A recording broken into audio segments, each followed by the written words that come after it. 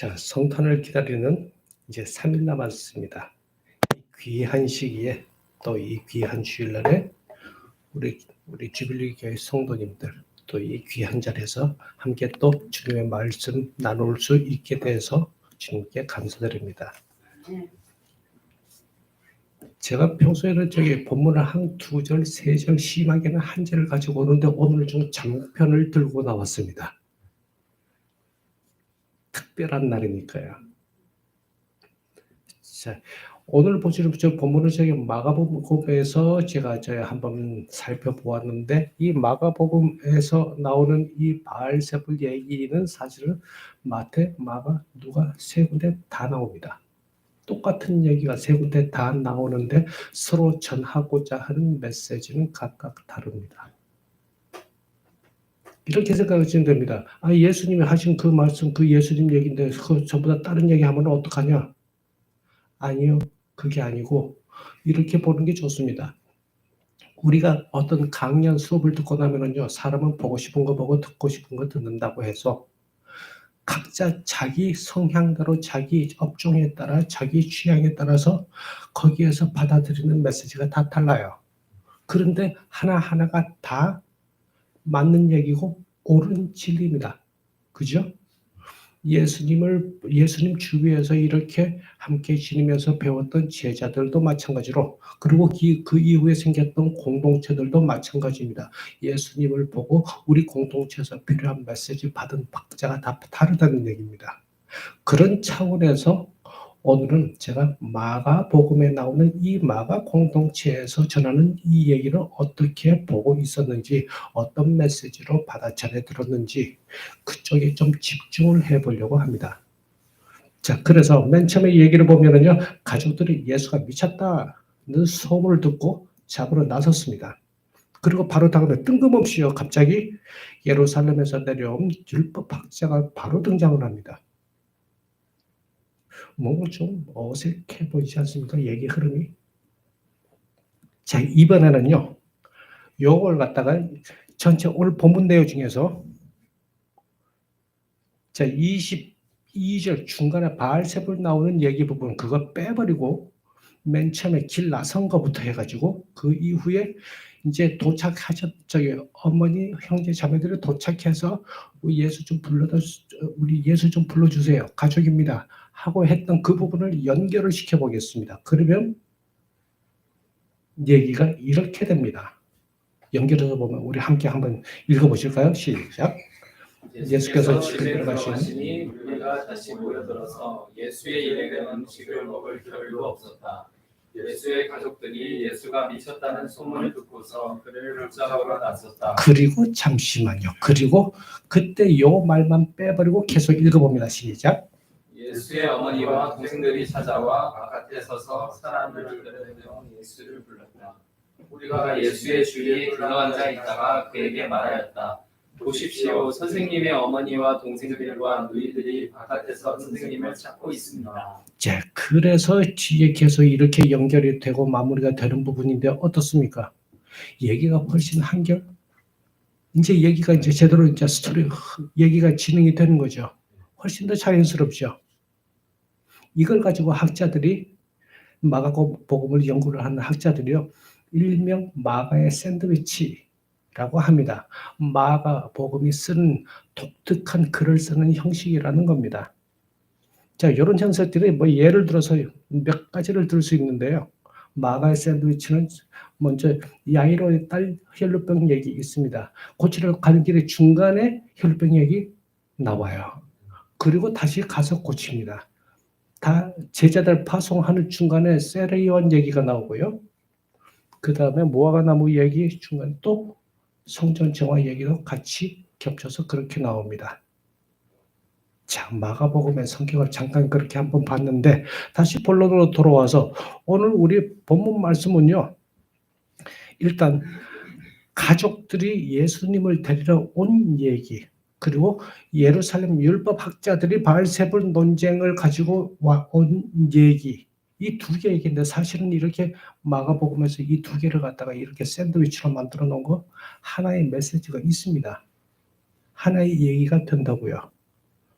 자, 그래서 오늘 이 마가복음, 오늘 이 본문 두 개, 이 전체 내용 흐름을 통해서, 본문 흐름을 통해서 세 가지 측면에서 우리가 좀 볼 수 있습니다. 먼저 첫 번째 측면에 가족이라고 하는 혈연적인 측면이고요. 그 다음에 두 번째로 유대인, 유대교라고 하는 인종적, 종교적 측면이고요. 그 다음에 여성 관련한 문제도 나옵니다. 사회적인 이슈 얘기까지 볼 수 있는 부분입니다. 자, 먼저 우리 가족 차원에서 볼 수 있는 얘기인데요. 자, 21절입니다. 여기에 보면은 예수의 가족들이 예수가 미쳤다는 소문을 듣고 그를 잡으러 나섰다로 시작을 하고 있습니다. 이 얘기 보면 가족들이 그 소문 듣고 어떤 생각이 들어서 예수를 붙잡으러 나섰다고 생각을 하십니까? 어떤 것 같습니까? 갑자기 그냥 가족인 예수, 가족이 걱정돼서 이러면 안 되는데 걔 그러면 어떻게 되나? 식구들이 나서서 데리고 와서 집에 빨리 보호를 해야 되겠다? 혹시 그렇게 가족을 걱정하는 차원이었겠습니까? 그래도 한 가지 여기는 원문을 보면은요, 가족이 번들마다 좀 여러 차이점이 있습니다. 여기는 우리가 오늘 본문은 가족들로 나와 있는데 친족들, 그게 원문에 헬라어 원문에는요, 그와 함께, 다시 말해서 예수와 함께 했던 사람들이라는 구로 나와 있습니다. 그래서 여러 가지 전체 문맥상, 정황상 이렇게 우리가 추측을 하건데 번역본들마다 그 번역을 하는 게 가족들로 나와 있고 개정기가 그쪽으로 보면 또 친족들, 그렇게 친척들로 나와 있습니다. 그 외에도 친구들이라고 나온 데도 있고요. 아니면 여러 가지로 굉장히 볼 수 있는데 어쨌든 함께 같은 공동체성이 굉장히 높은 단체에 있던 사람들을 의미합니다. 자, 그래서 예수가 걱정이 됐을까요?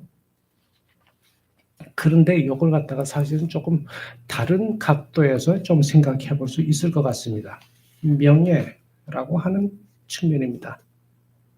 예수님 살아계실 그 당시에 보면 1세기, 그때 당시 팔레스타인도 그리스, 로마 문명 그 안에 속해 있었던 그 문화, 사회적인 모든 게 깔려 있었던 그런 사회였습니다.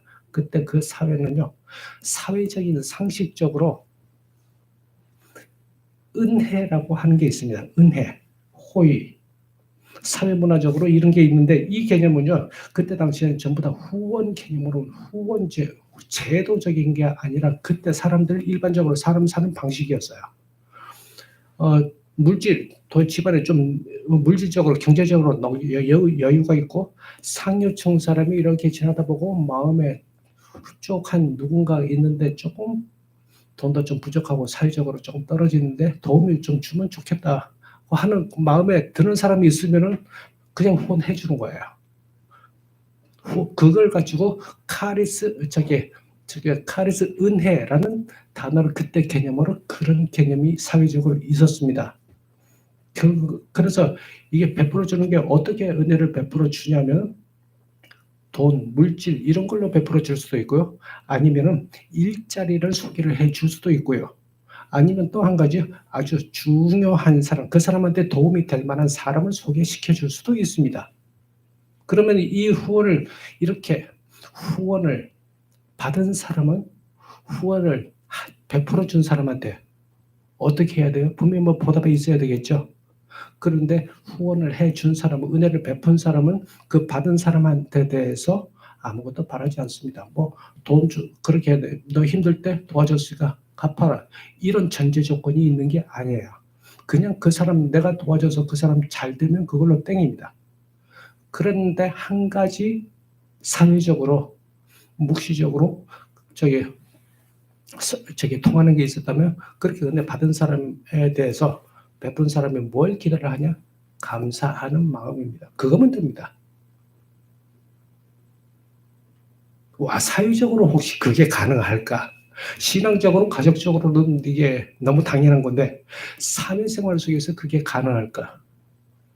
그런데 그때 당시 사람들은요, 굉장히 고수였습니다. 그때 당시에요, 가장 사회적으로 어떤 것을 갖다가 가장 삶의 최고의 가치, 최고선으로 여겼는지 그때 당신은 보면요. 그걸 보면 알 수 있는데 분명히 은혜를 베푼 사람은요. 그 은혜를 받은 사람한테 바라는 건 없었지만 그 이면에 뒤로 분명히 전략이 있습니다. 그 전략이 뭐냐면요.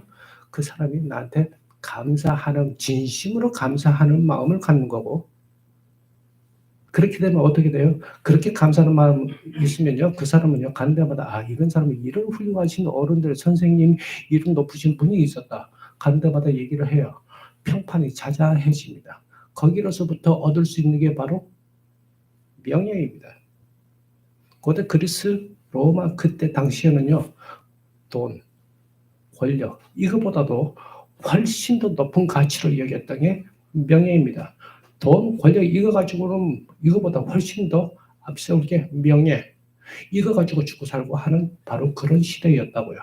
이런 차원에서는 가족 내에서도 마찬가지였습니다. 그런 문화권 안에서는요. 그렇기 때문에 아무것도 바라지 않고 그냥 잘 되기만을 바란다. 만약에 그냥 바라는 게 있다면 그냥 감사한 마음만 진심으로 가지고 있으면 된다. 이건 그냥 그런데 가족이더라도 하더라도 그때 이런 문화권 안에서는요, 그 안에 중요한 게 뒤에 분명히 살아 있습니다.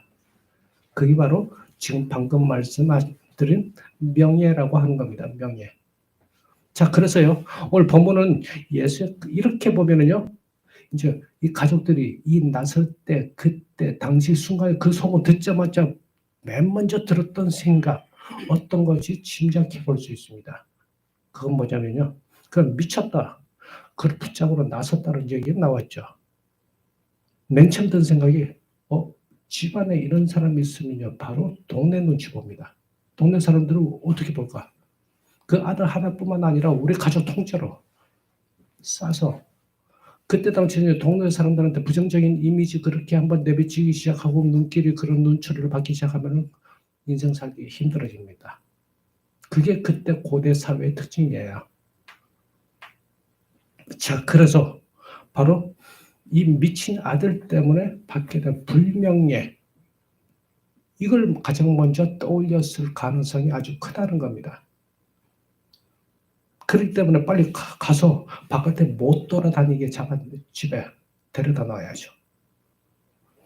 저는 그런 부분이 많이 보입니다. 근데 이 중동 그렇게 또 볼 수 있는 게 한 가지 또 근거가 고대 팔레스타인부터 지금까지도 그게 팔레스타인 중동 그쪽 지역에는 그대로 남아 있습니다. 우리가 한 번씩 파키스탄 그런 쪽에서 나오는 뉴스 가끔 한 번씩 있죠. 명예살인. 다른 건 몰라도 집안에 이 명예를 더럽히는 특히 여성에 대해서. 그러면 아버지가 딸을 바로 죽입니다. 명예살인 법적으로 합법이에요. 그 동네에서는. 그 정도로 명예가 무서운 겁니다. 그런 가치관이 깔려있는 지역 안에 포함된 얘기입니다. 그래서 그렇게 그럼 가족적인 측면에서 한번 볼 수 있었던 거고요. 그 다음에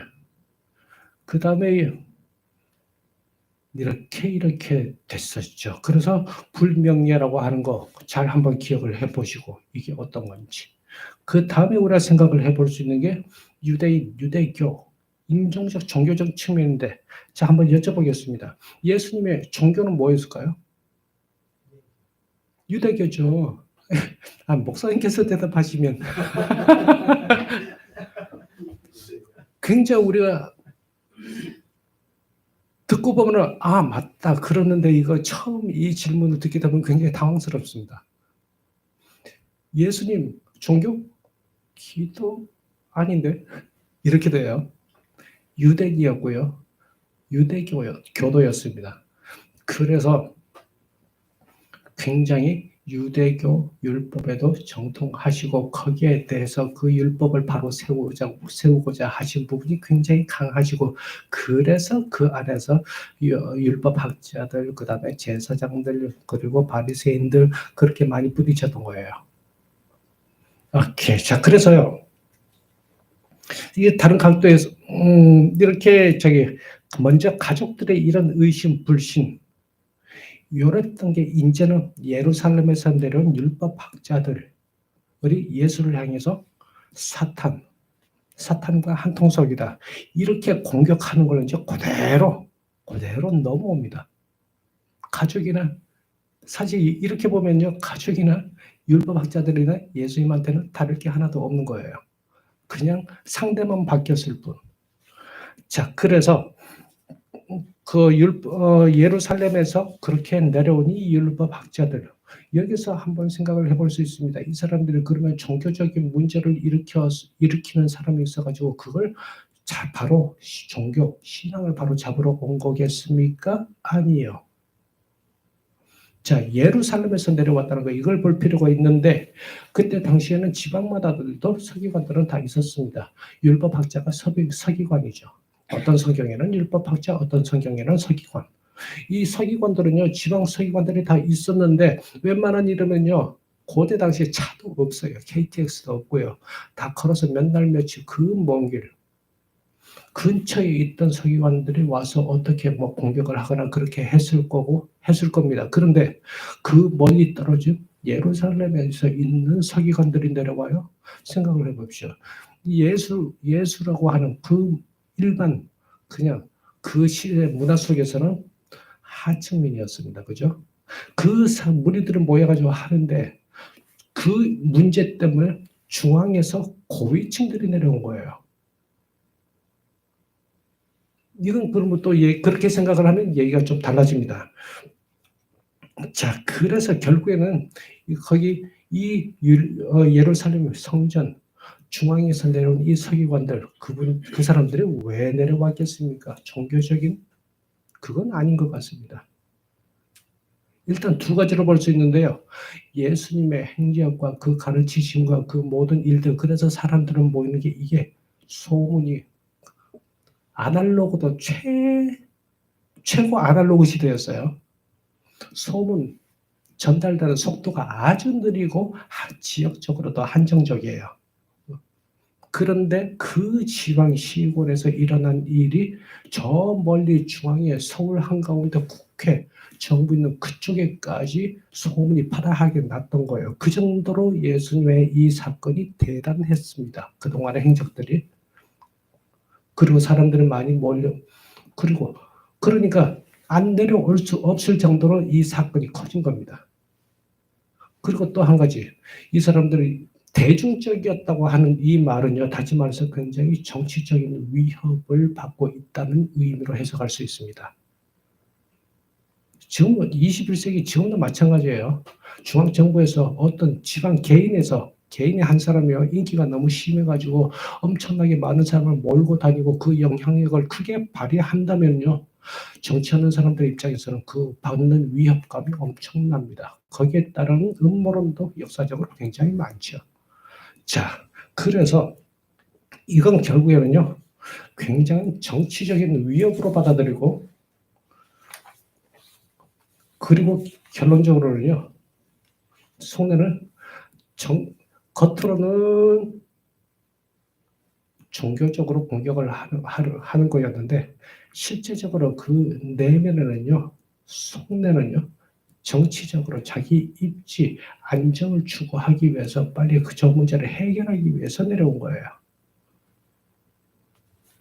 자, 그래서 오늘 본문의 30절에 보면 일단 한 단어를 보면은 특히 겉으로 그러면 어떤 공격을 했는지 한 단어로 정확하게 조금 우리가 알 수 있는데, 먼저 보면 30절에 보면 악한 귀신이 들렸다고 나와 있습니다. 악한 귀신. 요거는요, 오늘 우리가 본 세 번역에 악한 귀신으로 나와 있는데, 저희 개정개혁에 보면 더러운 귀신으로 나와 있고요.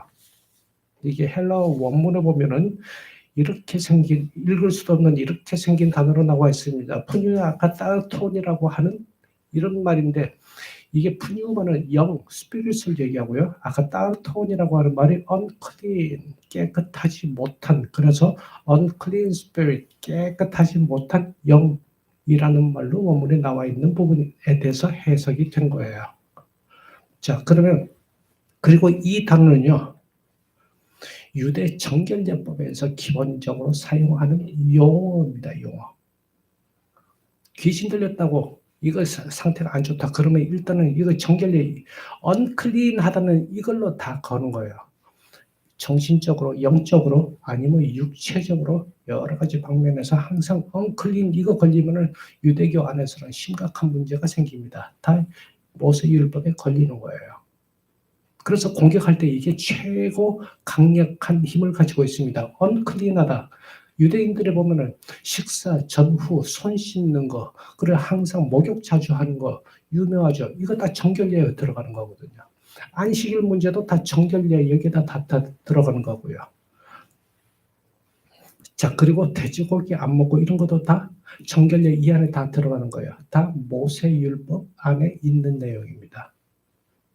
자, 그래서 결국에는 이거 걸리게 되면은요, 결국에는 유대 사회에서 생활이 굉장히 힘들어집니다. 그 공동체 안에 생활이 굉장히 힘들어지고 그 안에 제약이 많이 생기고요. 그 다음에 이게 조금 심하게 공격을 해가지고 작정을 하면은 격리를 시키거나 심하게는 추방까지도 가능합니다.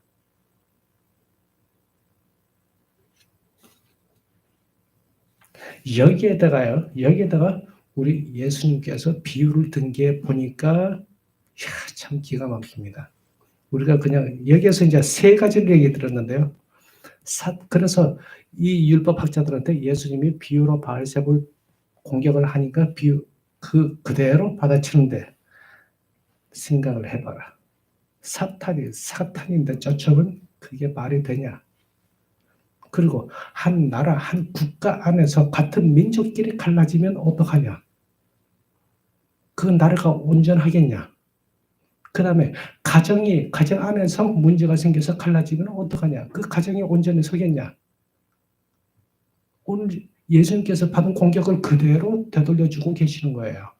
가정 안에서 보면 가정에서 예수님 결국은 아들이 믿지 못하고 불신하고 의심하고 그래서 빨리 집으로 데리고 오려고 하는 명예 문제로 아들을 대했던 거예요. 그리고 종교 얘기 나왔지만 결국에는 정치적인 문제죠. 한 나라가 이렇게 같은 민족, 같은 유대인들끼리 이렇게 서로 이렇게 대하는 게 이게 맞냐? 가정적으로도 그렇고, 사탄을 쫓는 거, 종교적으로도 그렇고, 이 얘기 안에 그걸 다 얘기를 하는 겁니다. 그리고 예수님께서 이렇게 결론을 내십니다. 먼저 힘센 사람을 묶어놓지 않고는 아무도 그 사람의 집에 들어가서 세간을 털어갈 수 없다. 묶어놓은 뒤에야 그 집을 털어갈 것이다. 여기서 이게 예수님께서 오신 목적을 얘기하는 겁니다. 자, 그래서 여기서 힘센 사람은 결국에는요, 바알세불을 의미를 하는 건데 그 바알세불은요, 바알세불은 다시 말해서 사탄을 얘기하고요. 사탄은요, 결국에 죄와 질병, 고난, 죽음 이런 걸 통해서 인간 세상을 갖다 인간들을 지배하는 사탄을 의미를 하는 겁니다.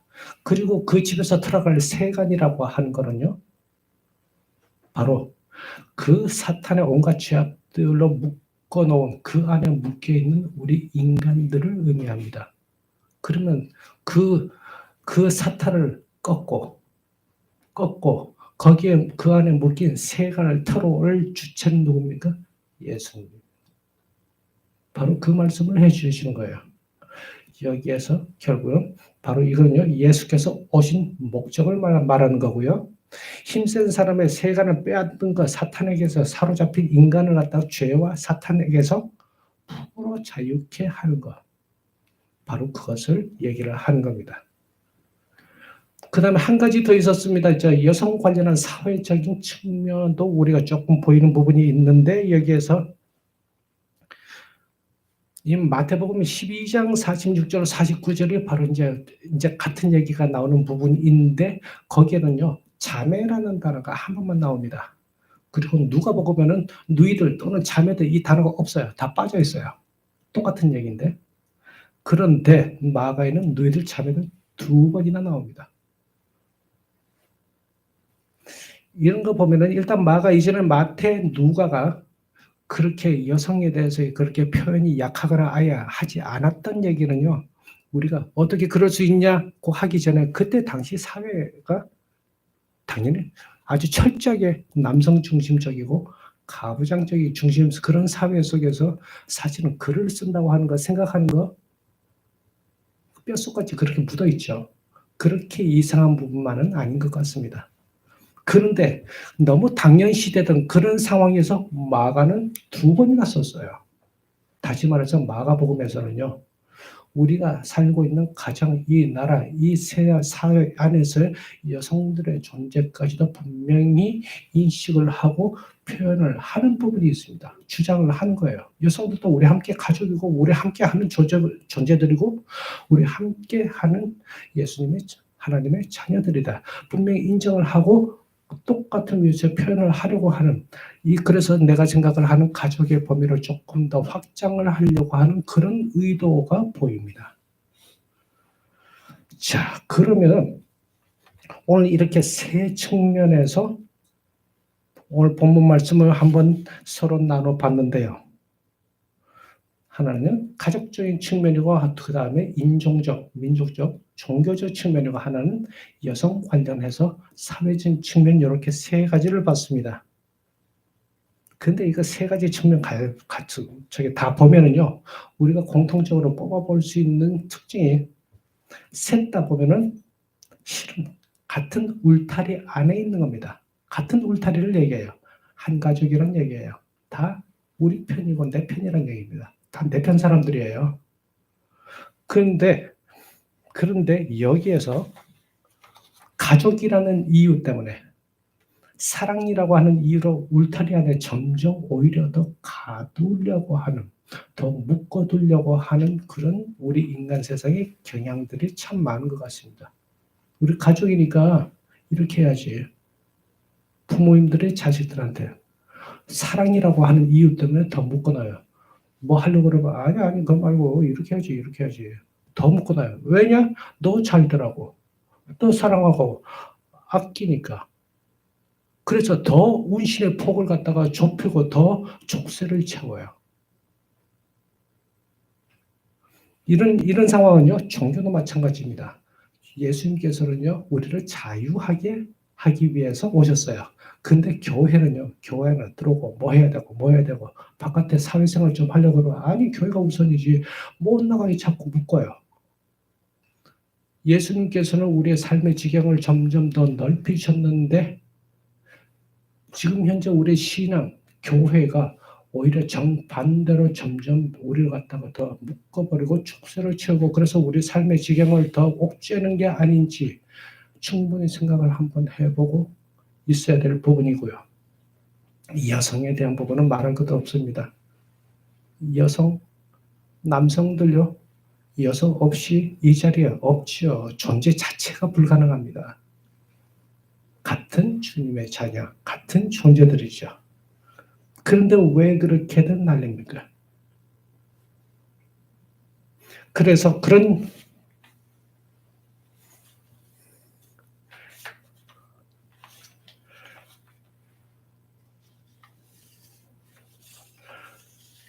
상황에서 여기에서 우리가 생각해 보면 결국엔 답은 하나입니다. 왜 그렇게 갑니까? 가족이라는 이유로, 같은 민족이라는 이유로, 아니면은 여성이라는 이유로. 사실은 그게 우리가 점점 더 삶의 영역을 넓혀갈 수 있는 부분인데 우리가 점점 그렇게 좁혀 들어가고 옥죄는 거. 결국 그 원인은 단 하나입니다. 딱 하나. 나입니다. 나. 내 얘기라고요. 내 자리, 내 입지, 내 체면, 내 명예, 내 권력. 이게 문제가 생기면 바로 앞에 있는 내 식구를 공격을 하는 거예요. 외부의 공격이 아니라 내부의 공격입니다. 왜냐? 그 내부 안에서 내 자리, 내 입지 챙기고 지키려고. 그게 불안해지면 바로 옆 사람 가만 못 둡니다.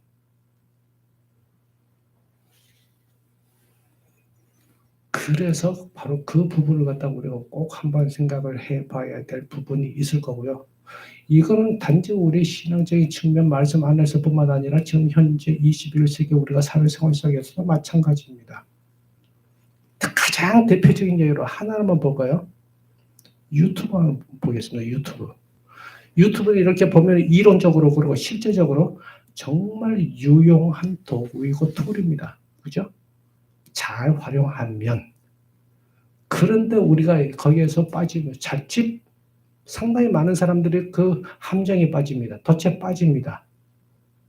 이게 그게 바로 알고리즘 때문에 그런 건데, 우리가 하나를 뭔가를 딱 클릭해서 보고 몇 개 보고 나면은요, 이 알고리즘이 자동적으로 작동을 해가지고 그와 거의 비슷하고 유사하고 똑같은 사고, 생각, 가치관 그쪽으로 이제 전부 다 연결시켜서 바로바로 다 띄워져요. 그러면 이걸 틀어서 그 다음에 끄고 다음에 보면은요, 내가 앞에 봤던 거하고 똑같은 유의 컨텐츠만 쫙 앞뒤로 다 깔립니다. 그죠? 별 생각 없이 그냥 이렇게 보다 보면 하루 종일 보다 보면은 그 얘기만 다 들어가고, 그렇게 계속 입력을 하면은 인풋과 아웃풋의 원칙은 진리입니다. 들어가는 만큼 들어가는 대로 컴퓨터 용어 중에 그게 있어요. garbage in, garbage out. 경제 용어로도 많이 쓰이고요. 쓰레기가 들어가면 쓰레기가 나와요. 계속 그거 하나만 보고 있으면 사람이 이렇게 외골수로 빠집니다. 굉장히 무서운 거예요. 요즘 그 얘기 무슨 얘기인지 더 이상 말씀 안 드려도 충분히 짐작할 수 있는 부분이 있을 것 같습니다. 자, 이런 인간 세상을 향해서 오늘 본 마지막에 이제 우리 예수께서 선포를 해 주십니다. 누구든지 하나님의 뜻을 행하는 사람이 내 형제요, 자매요, 어머니다. 이렇게 새로운 가족을 선포해 주십니다. 이건요, 그동안 우리 삶의 자리를 점점 더 좁혀가고 옥죄어갔던 그 사슬과 같았던 그 장벽들, 다시 말해서 혈연, 인종, 종교, 성별 같은 이런 높은 이 장벽들을 갖다가 전부 다 이제 무너뜨리는 개념입니다. 그리고 난 후에 그럼 다 무너뜨리면 그 빈자리에 뭘로 채워요? 우리 예수님께서는 하나님의 뜻으로 채우십니다. 그리고 그 하나님의 뜻, 바로 그것은 아시죠? 사랑입니다. 그 장벽을 세웠던 그 자리에 사랑을 대치시키면, 그리고 반드시 이걸로 끝나면 안 됩니다. 이걸로 그냥 끝나는 경우가 너무 많아요. 그럼 그것도 문제가 생깁니다. 끝나는 게 아니라 반드시 여기 성경에 나와 있죠. 하나님의 뜻을 행하는 사람은, 분명히 실천하는 사람은 모두가 가족이라는 얘기입니다. 예수께서 선포하신 이 새로운 가족은요, 예전에는 우리가 내가 내 자리, 내 입지를 위해서 남을 밀어내기만 했습니다. 그런데 이제 우리 예수께서 새로운 가족을 선포하심으로 인해서 우리는 이제 반대로 끌어안고 포용하고 더불어 사는 삶이 되었다고 하는 겁니다. 이제서야 우리의 삶은 제대로 우리의 삶의 그 지경, 그 삶의 영역을 갖다가 제대로 한없이 넓혀갈 수 있게 된 겁니다. 이것이 바로 예수께서 선포하셨던 새로운 가족입니다. 이게 바로 예수께서 이 땅에 오신 이유입니다. 그 의미를 다시 한번 깊이 묵상하시고 감사와 찬양으로 맞는 성탄절이 되시길 주님의 이름으로 기도드립니다. 함께 잠시 기도드리겠습니다. 주님 오심을 기념하는 날을 앞두고 주님께서 선포하신 말씀을 이 시간 우리 함께 나누게 하심을 감사드립니다. 사랑한다 하면서도 사실은 내가 원했던 것을 얻기 위해 누군가를 이용하려 하고 밀어내려 했던 때가 얼마나 많았습니까? 그런 우리들에게 당신께서 찾아오심으로 인하여 이제는 끌어안고 더불어 사는 삶이 되었음을 다시 한번 기억하게 됩니다. 이제야 우리의 삶은 그 지경을 한없이 넓혀가게 됨을 믿습니다. 당신께서 선포하신 그 새로운 가족 안에서 하나님의 그 크신 사랑과 평화와 그리고 그 안에서 한없이 누리는 자유를 허락하심을 진심으로 감사드립니다. 예수 그리스도의 이름으로 기도드립니다. 아멘.